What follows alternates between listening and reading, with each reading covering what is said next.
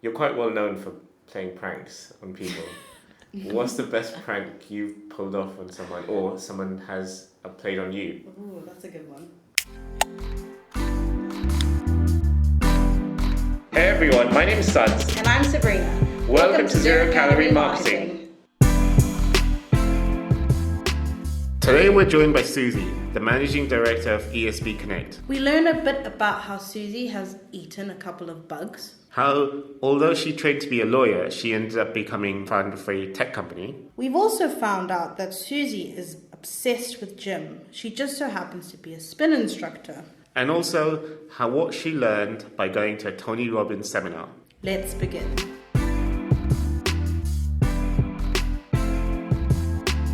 The idea is to talk with digital marketing folks and really get an understanding of how they see the world of digital, and also get to know you, your company, and what motivates you to do what you do.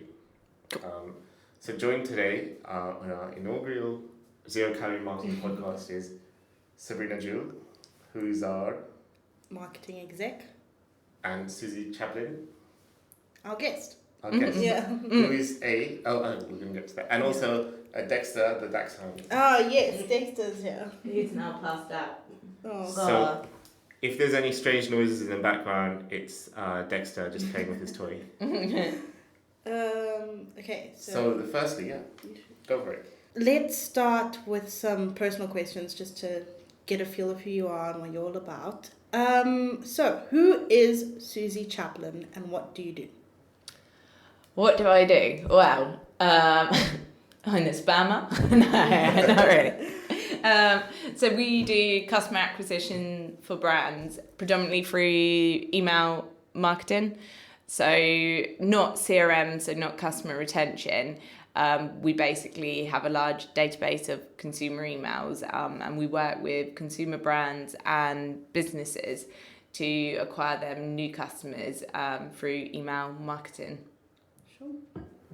Yep. So you studied law at university. How did you end up working in digital marketing? Interestingly enough, so I always wanted to be a barrister. That was from quite a young age. Was like, okay, right, I'm going to go into law, be a criminal lawyer, do defence law. Interestingly enough, so did lots and lots of pupilages, and was like, okay, this is what I'm going to do. Then finished university and had a master's in international law at LSC, I think it was. And then when I came out to uni, decided to take a gap year and go travelling with two of my friends. And in between going travelling, worked with my dad for a year in his performance agency to save up. And that was in the digital world, and I was like, oh, this is quite a fun industry, like there's a lot going on. And it was when the affiliate industry had just started, so like voucher codes had just come big, so it was a really young industry. Like everyone in the industry was probably like no older than like 26, 27, so there was a lot of boozing. It was also like every single week was like events, like going out. So it was a really, really fun industry. So worked in that for a year, then went travelling for 6 months with two of my friends. And I was like, getting back from travelling, had earned quite well, made quite a good name for myself in that industry. And then coming back from travelling, I was like, right, go back and do my master's. And I was like, okay, so it's like 20 grand minimum of debt I'm going to go back into. Actually, did I go back into this quite interesting, fun career that I know a lot of people in it, have got a good base of contacts now, and quite enjoy it, or do I go and make more debt? And I kind of felt like I could always go back into law if I wanted to. I already had the law degree. I had like the ability to defer my master's for another year, so I decided to defer my master's, and then I just ended up going back into digital and then staying in digital, and that's how I ended up here. So Well, one of the questions is, would you ever go back into like law? That was one of the questions, Yeah. like in terms of if you could do something else apart from running ESB, what would it be? But I guess that segues into. Would I ever go back into law?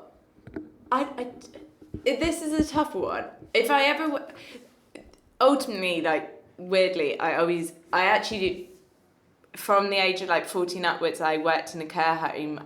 So I worked as a carer up until about 21, 22. I always did care work part-time. And I've always wanted to run my own care home. That's my ultimate dream, to have a care home. So that would be where I would like to end up. Would I ever go into law? The one thing that's always put me off about law, I hate to say it in case any of your listeners are legal, is kind of some of the arrogancy surrounding it, and I don't think it always necessarily sits well with the kind of person I am. But then I do like to argue, and if people know me well, it does sit with the kind of person I am, argumentative, like to be right. So whether I would, maybe there is a possibility. I think if I was to go back into it, it would always be on like criminal law, family law, medical law, that kind of side. I understand you're also a spin instructor on weekends. Yeah. Can you tell us a bit more about that? So I did my personal training qualification this year, just because I do a lot in the gym, and I thought it would be great to find out a bit more about the science behind it. And then I also quite like coaching people, so I started taking classes on the side, and weirdly enough, I didn't find actually coaching the boot camps as interesting as I thought I would, but I've really enjoyed doing the spin classes. Because it's a bit more like, because you're actually taking the classes, you've got to program the music with it. It's quite fun, like doing the music with it. So yeah, on a Sunday I torture people with like it. Fun. So yeah, it is good fun. You know, a lot of our listeners are most likely in the digital world, so I mean, including myself, I hardly ever do anything outside of the computer. So do you think that somehow sort of motivated you to do something physical, where you're actually doing something practical? And yeah, because it's just so different. It's so nice to go out of being like looking at a screen, and then actually to move into like a different space of like not having to look at screen, like putting on, I don't like putting on earphones and like programming something that isn't like looking at a screen. Is just such a nice, like, it just feels really nice to do something like completely different. You've also mentioned that people, like, they're left a sweaty mess once they finish your spin class. Have you always wanted to push yourself and the people around you? Oh yeah, definitely. Like, could you tell us a bit more about that? I always think if you're not challenging people, like if you're not pushing people to the next level, then like people only will plateau. You've got to kind of always, people don't know what they're capable of until you push into the next level.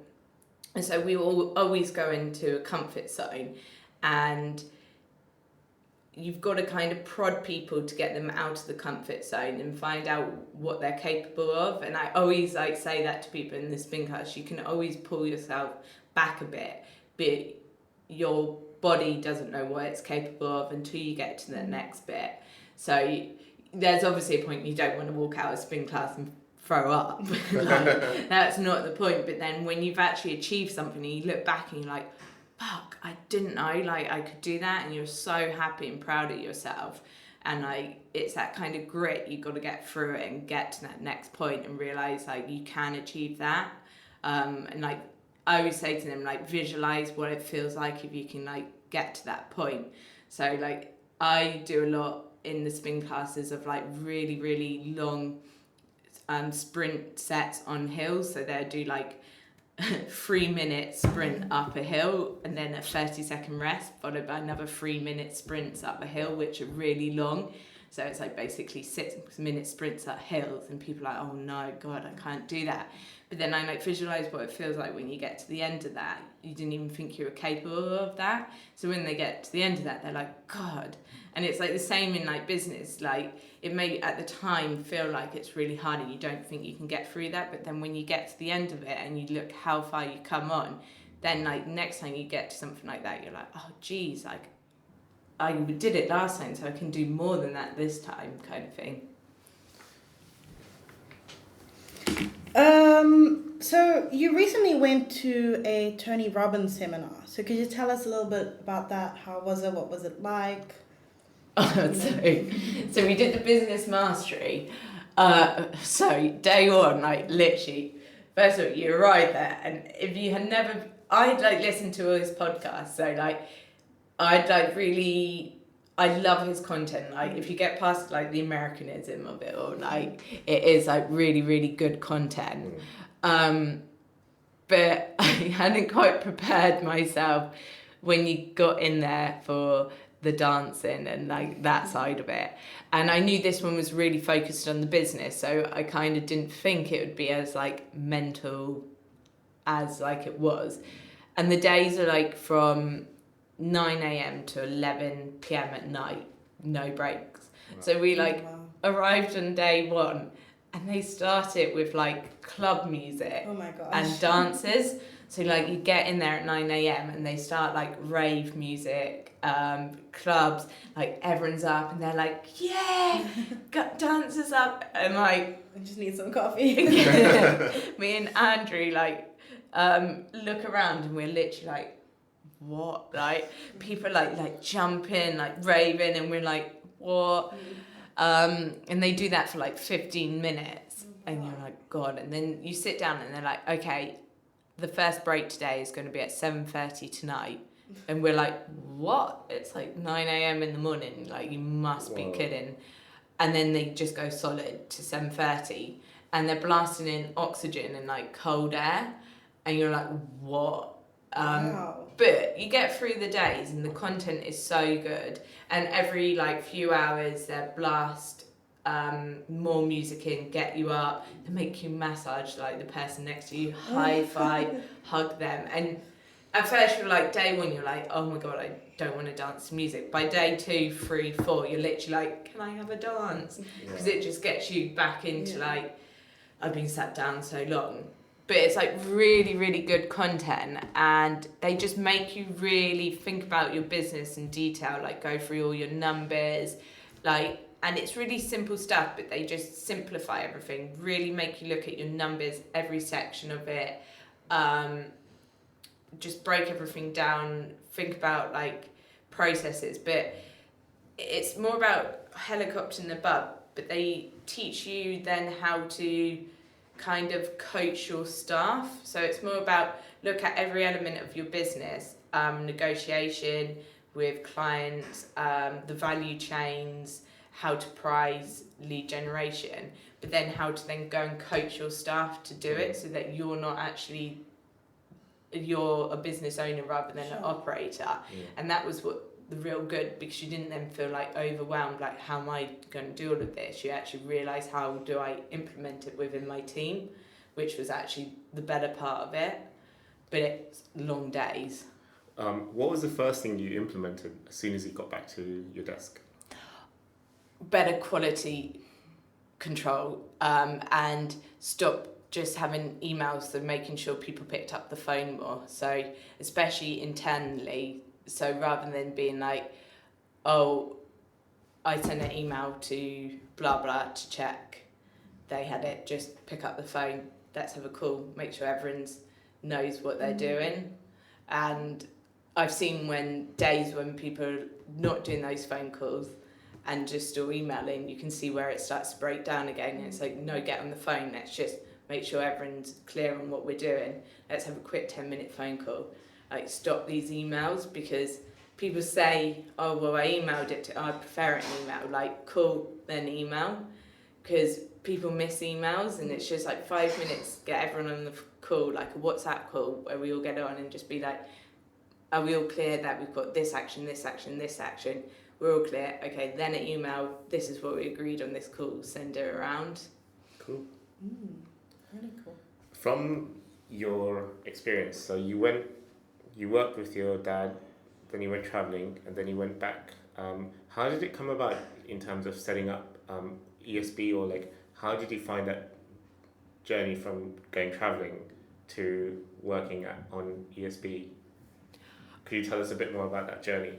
Yes, so basically, I've always worked with my dad. So Freemax was his performance agency, and so we worked together there. And then esbconnect we joint owned together, and then I'm just in the process of. So now I'm the director on that, and in the process of buying him out. And it's been interesting working with your dad. Don't know necessarily if like working with your family is always the best move. So essentially, Freemax was a performance agency, and ESB is a technology platform which does customer acquisition through email. And what we had noticed when we were running Freemax was there was a lot of technology platforms coming about in the display world, and we just saw a gap in the market where email as an acquisition channel was not being utilised as much because people were favouring display technologies because there was a lot of transparency. They were easy to buy because of these new programmatic platforms that were coming about. And we were like, oh, imagine if we created a technology platform which did the same as the display platforms but for email. So basically we're like, should we build a platform? And I'm not a techie, like I'm not a developer, I'm definitely commercial. So Pete was technical, so that's my dad. So he did the technical side, I did the commercial side, and that's how ESB came about. So that's basically the start of it. And then through the lifetime of ESB, we've realised that email as an ID was actually the more powerful part. And that's where we've realised the value more, the kind of programmatic email platform, which most of our business at the moment actually comes from that side, but actually email as an ID going forward we think will be the bigger part of the platform. Okay. You can tell us a little bit more about ESB in detail if you want, and then we can go on to things like what clients do you work with? Yes. What does ESB do? Cool. So what does ESB do? So essentially we have several different parts of the business. So we've got ESB has customer acquisition. So we essentially drive customer acquisition through emails for let me start again. So we essentially use we do customer acquisition for brands through email. So that can be CRM builds. So brands use us as a way of building out their CRM database. So essentially we build them landing pages where we collect email data for them. So we might, for example, for a brand like Reese, they might go, we want to build a bigger email database. So we'll create a competition like win £500 of Reese vouchers, and then we'll drive people to that landing page and collect their email address. And then from there, we'll then nurture that email address down to its first sale. And so the idea there is that most people are driving PPC Facebook to the website, and that click costs £1. And then once that click hits their website, they're then going to have to pay Google, Facebook repeatedly to get that click back to their website if it doesn't convert. Whereas an email address roughly costs the same, but once it's in your database, it lasts 2 years on average. So the idea of that product is that it basically builds your CRM database, but we make sure that it converts to a sale. So it's basically giving the same value to them by building their CRM database, but making sure it converts to a sale. So that's one product. Or for other brands like Clark's and people like that, we basically work with them to drive more sales. So essentially create email audiences for them. So women interested in shoes, and basically send out email campaigns to our database. We've got about 15 million consumers. Wow. And run email campaigns across a month and target them and drive people to their website on a performance basis or on a fixed cost basis and get them to convert. Cool. So yeah. And what kind of clients do you work with? Predominantly retail, travel, finance.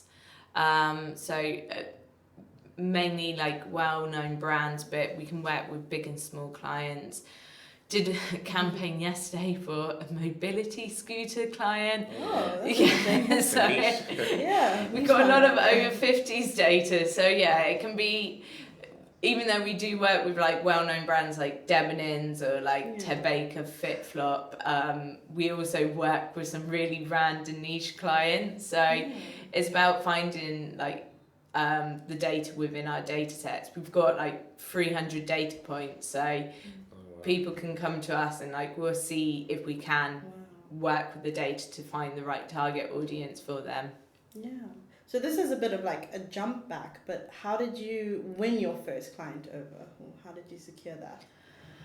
Oh, we actually, because I'd been in the industry for quite a long time, a lot of it came through like recommendations.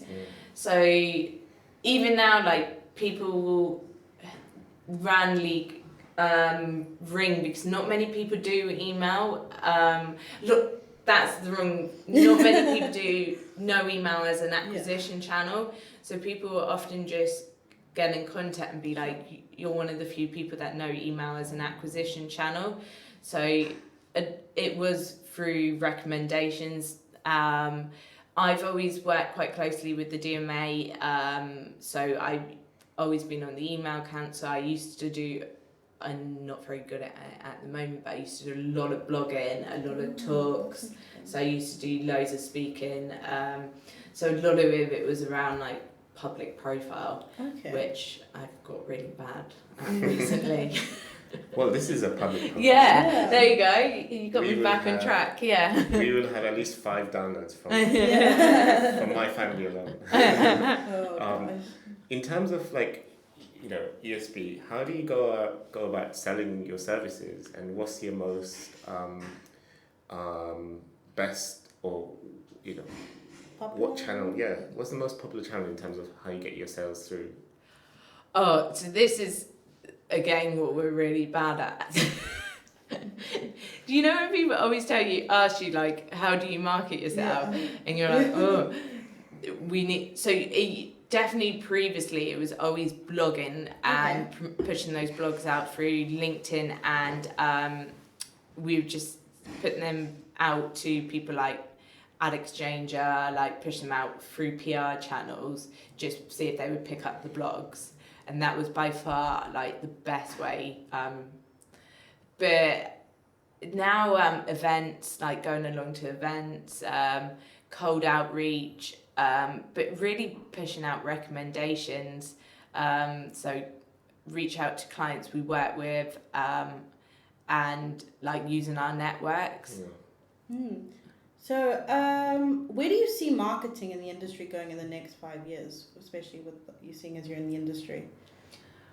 Oh, so definitely more personalised. So we've just integrated in a solution where basically we can do one-to-one marketing across all channels. So rather than just using email, you could go, okay, I want a CPA target over here, so a cost per acquisition target of £50, and I don't care what channel I use, but I only want to hit that person like 5 times across all those channels.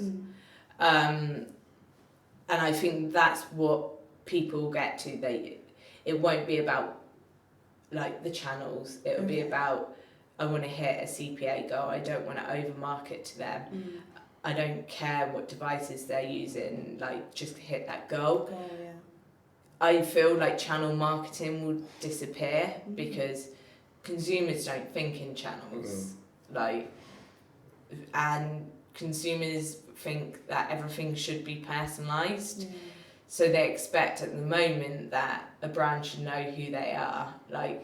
So they expect when they pick up their phone, their brand should recognise who they are when they pick up that phone, when they open their laptop, and they don't understand that a brand might not know that they're not the same person. So I think it'll change in the sense of when people are media planning, they won't go, I want to buy some social and I want to buy some display and I want to buy some TV. It would be like, here's my budget and I want to buy this creative strategy and this is my goal I want to hit, if that makes sense. I mean, I find it archaic that we're even kind of still talking in channels, because the technology is really pretty much there that we don't need to talk in channels. But I feel like maybe the agencies don't want to really adopt the technology. It's how they label their invoices in terms of, it's easy to understand, this is what we do, rather than, it's, of course, it's all in favour of the company rather than the customer who actually gets their wallet out and actually purchases. So, I know exactly what you mean. So other than that, how do you yourself keep up with changes in the field? Oh, definitely just reading different articles online, so, and this is something I actually went back to Flipboard. I hadn't downloaded it for ages, and I was getting so many different apps, and I don't think LinkedIn is as good. People put so much crap up there now, and so finding the best content hub. E-consultancy followed that, the Drum, and I was trying to find what are the best sources of content now, and I weirdly have found going back to Flipboard as an app is actually quite a good app. I hadn't looked at it for ages, but it does curate all the content quite well, following all the different things. So found that, but basically just signing up to good emails, your seminars and talks, seminars, following people on LinkedIn, but just all the normal not on Twitter. Not on Twitter. Yeah, we have our own theory about Twitter, but I don't want to go into that. In terms of let's say you were to start ESB all over again, or you were to set up something new from scratch, what's the first thing you'd do to market yourself? Oh, that's interesting. In 2019.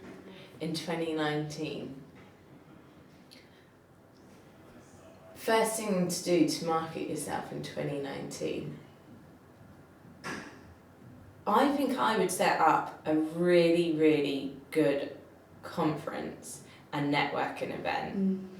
Because I don't think there's, especially in the marketing industry though, it's crying out for a really, really good networking event with good content. I don't know if I would even necessarily charge for that event, but really good speakers, really, really good networking. Because there used to be so many good networking events. If you went back into the industry 5-6 years ago, and I don't think there is there was maybe festival marketing was quite good, but even now I don't know how good that one is. I can't name any really good shows in the UK conferences that are that great. I know Mexico's meant to be great, but I didn't overly rate it when I went. A few of my friends have been for the last 2 years in a row, and they've just said it's just so salesy that everyone who's speaking has actually paid to be on the stage. Yeah, and paid so much. I think I would try and put on a really, really quality event. And have that be Start that. Because I guess it's all about the people. Yeah. You mentioned that your first customer came from word of mouth, and also the fact that people knew you in the industry, so you'd capitalize on that. Yeah, and if you, or even if it was like a series of like good events that you kind of had your name behind, but it wasn't necessarily promoting you, but then people got to know you through that. Yeah. I think I would do something along that line. Okay. Well, let's say we're jumping a bit into the future now, and you've obviously established yourself. What are your top tips for digital marketing, if you have any, or if you'd like to share with us? Top tips for digital, for brands or for just in general, whatever tips. So let's say a friend of yours was to start a new company. Yeah. And they would say, "Oh, Susie, what should I do first? What's the first 3 things I should do?" Yeah, what's the first 3 things? Forget about website, videos, podcast, just the first thing that they should do. in digital marketing. Okay, top tips. So Susie doesn't want to share. no, I mean like it's so if they require, is it like from like a customer acquisition now or? So they're like, "Look, Susie, I've invested all my money into this new business, and I need some." They're starting from scratch, and they've said to you, "What should I do? How should I market myself?" How do I market myself? Okay. Oh, this is a good question. I wasn't sure whether you meant from like a business setup point, because I would have like, if you were setting up a business, I'd be like, get a very good financial director. That would be my like first point on that side. How do you market yourself? Okay. On a B2B side, my top tip would find a really good channel partner. So have someone think about businesses who have customers that you want to go after who's already established, and see if you can set up a partnership, because that will cut down your cost of sales and cost of acquisition. So see, like we're just establishing some different channel partnerships who can do the sales for us, and then we can do the campaign management. So if you can have like 3 or 4 different channel partnerships, that will massively cut down your costs, and then you can service them. So I would make a list of like 10 people that have your customers that you want to go after, and then see how you can establish relationships with them, and then either set up referral agreements that are attractive for them, and work out how you can work with them. So that would be the number one thing I would do in setting up. So number 1, channel partnerships. Number 2, I would definitely look at what your proposition is to your client and your presentation. And I'm not a massive, when people are asking like for decks and like, you have to have a deck, don't get me wrong, but when people like send me over your media pack, I always think if people are asking for your media pack like before having a meeting, it's normally a little bit of a brush off, like get a meeting. Like if someone's asking for your media pack before your meeting, they're not really that interested, get your face to face. But then when you're presenting your media pack, just make sure it's not your features and benefits, like what problem are you solving for them, and like look at like the whole like challenger sell. So have a think in your presentation, like really like what is it that's unique about your proposition, and really what's different about you in the market, what real problem are you solving that someone else isn't. So if you're in a competitive market, think about something really different about your product that they'll be like, oh crap, or a real problem that they maybe haven't even realised they have, that you bring to their attention, and that they're suddenly like, oh my god, like unless we have your product, like shit, we're like fucked without it, kind of thing. Nice. Third thing, get a really slick sales process. Make sure, like, don't set goals, set measurements, and make sure you're really on your measurements. Like measure everything. and those processes. Could you tell us a bit more about like some of your things that you measure within your company? I mean, I don't even think I'm like there with my measurements. But I mean, like, okay, so say you had like a revenue goal of, say you like walked in, you're like, I'm gonna hit £1 million in my first year. Like, if that's your goal, think realistically, how on earth are you gonna get there? And you've really got to break that down. So, if you're gonna hit £1 million, how much revenue is that in a month? And then think about, okay, how much revenue in a month? How much is that? How many customers? So how much does the average average order value need to be? And then how much, how many sales then do I need to make in a month? To then how many proposals do I need out? To how many meetings do I need to have? To how many outreaches do I need to have? And how many like outreaches, what type of outreaches do they need to be, like, e.g. like phone calls, LinkedIn outreaches, email outreaches, and like really get into the granularity of those numbers and literally put them in a spreadsheet and see how you can tweak those numbers to improve them. And that's like how granular you need to get, and you need to like measure them, right? Some great advice. Yep. Yeah, that's really good. Okay, so this one now is a little bit different. Can we say, what is the best advice or lesson you've ever received in your life? Best advice lesson. So actually at the Festival of Marketing, I watched the astronaut, you know, the one that did, I can't remember what his name is, that did the best video song video from space. Commander something. He was a really good, like, interesting speaker. He actually said you should always visualize failure, because if you visualize how you fail, you can plan for success. Yeah. Wow. So if you can always work out, if you can visualize how you're failing, then you can work out how to succeed.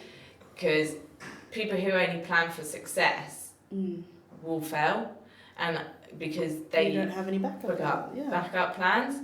And I was like, that's so true. Like, if you're never thinking about there's a possibility that something can go wrong, then you will never expect it, and then you panic when something goes wrong. You're like, oh, what am I going to do? So that's probably one of the like best pieces of advice. And like you hear about a lot of sports stars that when the sports stars that have a massive failure then actually go on to win loads and loads and loads of like gold medals afterwards, and they always say like it was actually failing that actually made me go on to win all these gold medals, because from then onwards I wasn't scared of failing, because then I visualised that feeling of failing and realised, okay, I got a plan for that and that might happen, and then actually, whereas I was so confident of winning, I never thought I could fail, so never planned for that possibility of happening. How can someone get in touch with you? They can email me on schaplin, so SCHAPLIN @esbconnect.com. And website as well. Oh, www.esbconnect.com. Perfect. Cool. Great. You're quite well known for playing pranks on people. What's the best prank you've pulled off on someone, or someone has played on you? Oh, that's a good one. The best prank actually ever played, so Piers, who you know. So once we shared an office with we rented the desk to another guy who's in the industry, and he left out, he was like, I haven't done my expenses in ages, and he left out about £3,000 worth of expense receipts on his desk, and he was like, going to do them all tomorrow. I've got £3,000 worth of expense receipts. So he went home and left them all on his desk. So we hid them in a drawer and locked the drawer. And then he came into work in the morning at 7 a.m. And I got into the office at 8:30, and he was like, we're in a Regis at this point, and he was like, Suze, it's really bad. The cleaner has been my receipts, and I've been in since 7, and I've basically looked everywhere. Have you seen them? And I'm like, oh no, I haven't seen them. No, I haven't seen them. Are you sure you left them out? And he's like, I'm positive. You definitely sure you haven't seen them? I was like, no, oh, definitely not. And he was like, well, I've been downstairs and I got them to call the cleaner, and the cleaner is obviously home, but I've made him come back in. Oh, no. And currently the cleaner's going through the bin. And I was like, oh no, you got the cleaner to come in. So I'm texting like another guy in our office being like, he's got the cleaner in. Oh my God. And he's like, made the cleaner come in off his shift. And then he's like, no. I'm like, do we admit that like we've hidden the receipt? So then, like, I'm like, oh my God, this is so awkward. I'm like, can you hurry up and get in? So then the other guy comes in. So we're like looking around the office, and then we like unlock this drawer, and then we're like, oh, the receipt. Oh my What's this? And then he like comes running over. He's like, he's like, I must have left them in here. So we eventually admit that we hid them. Oh no. And then he marched me downstairs to tell the cleaner like that I had hid them. And I was like, I'm sorry. It was a good prank up until the fact that he got the cleaner in.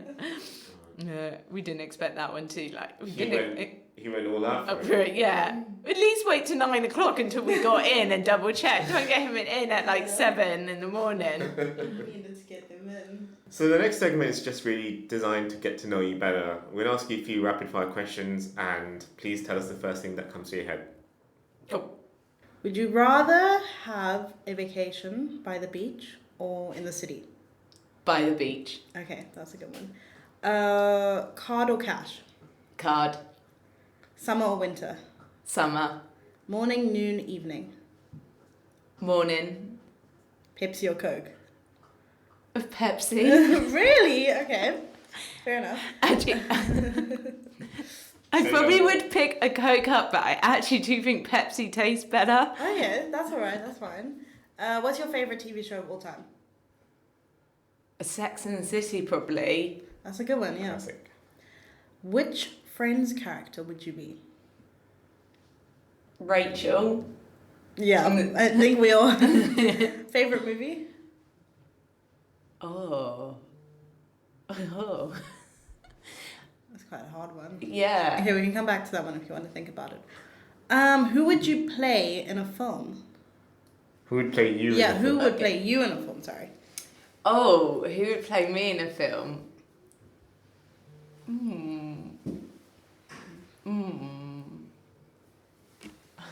Someone funny. Someone funny. Okay, I like that. That's alright. We can come back to that one too. Come back to that one. What's your favourite place you've ever been to, traveled to, or just... A favourite place I've ever been to? Oh, God. I think Bali would be up there as like one of my favourite places. Yeah. Definitely would love to go there. What is the strangest thing you've ever eaten? I have had tarantula. I have that. Wow. Yeah, and that was weird. That's very interesting. That is very interesting. Tarantula with the hair and everything. Oh yeah, it was actually at a Mindshare event, like the future of food, like talk, and yeah, it was slightly strange. What did it taste like? I can't even remember what it tasted like because it just so freaked me out, like the hairy legs. Ugh. It wasn't for me. What is your biggest addiction?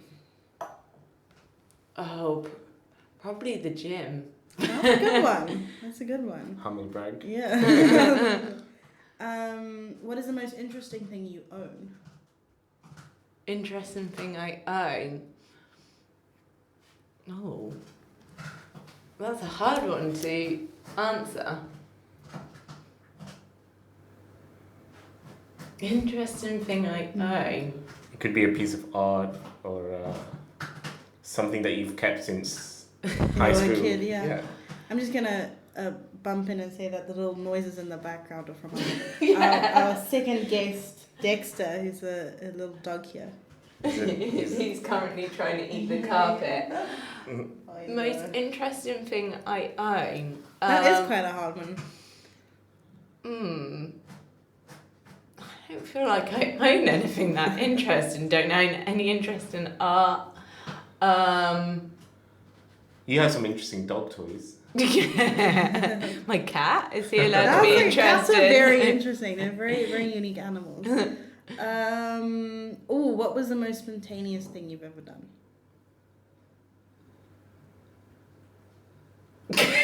This podcast.